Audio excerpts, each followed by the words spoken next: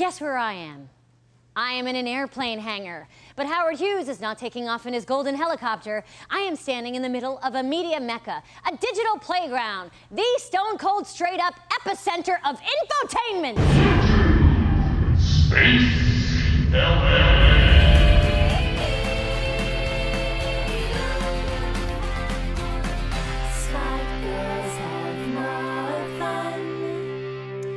Welcome to another episode of Smart Girls at the Party, the show that celebrates young girls who are changing the world by being themselves. With us today is musician, dancer, traveler, hip-hop composer, violinist, and fellow Virgo, Lindsey. Hey, Lindsey. Hi. Thank you for being here. Oh, thanks so much for having me. You're here today because you have a YouTube channel. What is it? Tell us about it. I basically like to take the violin to places that you wouldn't normally expect it to go to, both, I guess, in location settings and also just in the types of music I play. I play everything from orchestral soundtracks to dubstep violin tracks and everything in between. So when did you start playing the violin? So I started when I was 6 years old, just a little wee thing. And did you have a tiny violin? I did. I had one of those ones, they look like a toy, they sound like a shoebox, but you know. And do you ever come from a musical family? My parents loved music. They were always playing classical records in the house, and that's why me and my sisters all gravitated to wanting to play instruments. A lot of young people pick up instruments and they get frustrated really fast, you know? They want to learn how to play something and they're not doing it perfectly and then they put it down. What would you say to those people? From just based on my own experiences, I always tell people it's not about, it's not about how fast it is, it's about how much you put into it, for sure. Especially the violin, it's such an awkward instrument. Like, to hold your body in that way, it's very uncomfortable, and it's comfortable to me now in any violinist, but there's a huge learning curve, and it's the people that persevere that are gonna make it. It's the people that do the boring exercises and reward themselves afterwards with something fun. And that's what I always tell them is do the hard stuff, do the boring stuff, but then make sure you make it fun and reward yourself with the stuff that you love. And you reward yourself on your channel because you get to do really cool stuff. Tell us what you do. So my favorite stuff to write are my electronic beats. I feel like my soul is driven by electronic music. When I hear it, I just am alive. And so I love writing electronic music with a violin as the feature.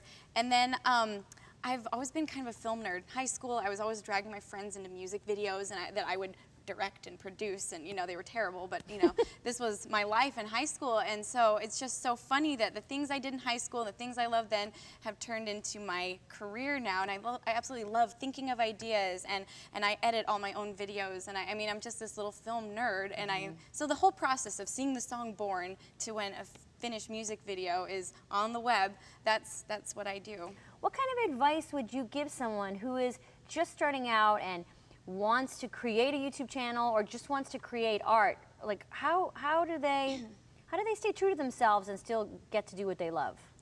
Well, I think honestly being true to yourself is the absolute key to being successful in this kind of a model, because you can't fake authenticity, you can't fake loving something, and honestly I think any artistic form or medium, you have to work so hard to get your stuff heard or seen.